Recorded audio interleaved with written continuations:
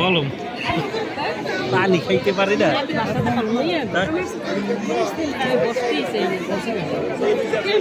আসসালামু আলাইকুম বন্ধুরা, আজ আমি তোমাদের এক বিখ্যাত বিজ্ঞানী সম্পর্কে একটি গল্প শোনাবো।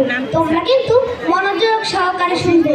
পিতৃহারা 7-8 বছরের একটি ছেলে একদিন স্কুল থেকে বাসায় এসে তার মাকে বলল, মা, প্রিন্সিপাল ম্যাডাম আমাকে আদর করে এই ক্যান্ডিগুলো দিয়েছে, আর তোমার জন্য এই চিঠিটা পড়ে মা কেঁদে ফেললেন।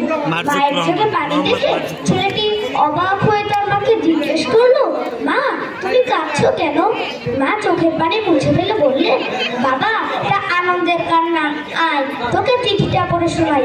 বলে মা প্রিন্সিপাল ম্যাডামের লেখা চিঠির ভাষা বদলে নিজের মতো করে পড়তে লাগলেন। ম্যাডাম, আপনার ছেলেটি সাংঘাতিক জিনিয়াস। ওকে পড়ানোর মতো শিক্ষক আমাদের এই ছোট্ট শহরে নেই।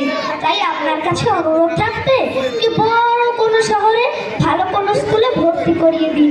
এই ছেলেটি একদিন বিশ্বে প্রচুর সুনাম অর্জন করবে। চিঠিটি পড়ে মা তার ছেলেকে চুমু দিয়ে বললেন, এখন থেকে এই জিনিয়াস ছেলেকে আমি নিজেই পড়াবো।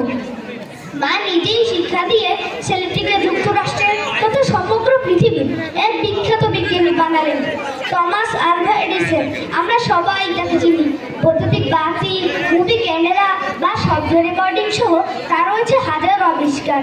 মায়ের মৃত্যুর পর একদিন টমাস তার মায়ের সেই ছোট্ট এবং পুরনো বাড়িতে গেলেন। ঘর পরিষ্কারের সময় টমাস তার ছোটবেলায় প্রিন্সিপাল ম্যাডামের দেওয়া সেই চিঠিটা পেলেন। চিঠিটা পড়ে টমাস তার নিজের চোখের পানি ধরে রাখতে পারলেন না। তাতে লেখা ছিল, ম্যাম, আপনার ছেলে টমাস একজন মেন্টালি রিটায়ার্ড। সে এতটাই নির্বোধ যে তাকে শিক্ষা দেওয়ার মতো ক্ষমতা আমাদের নেই, এবং কারো আছে বললেও আমাদের জানা নেই। এই ছেলে যদি আমাদের স্কুলে পড়ে তাহলে আমাদের স্কুলের সুনাম ক্ষুণ্ণ হবে। তাই কমিটির সিদ্ধান্ত অনুযায়ী আপনার ছেলেকে স্কুল থেকে স্থায়ীভাবে বহিষ্কার করা হলো। নৈতিক শিক্ষা।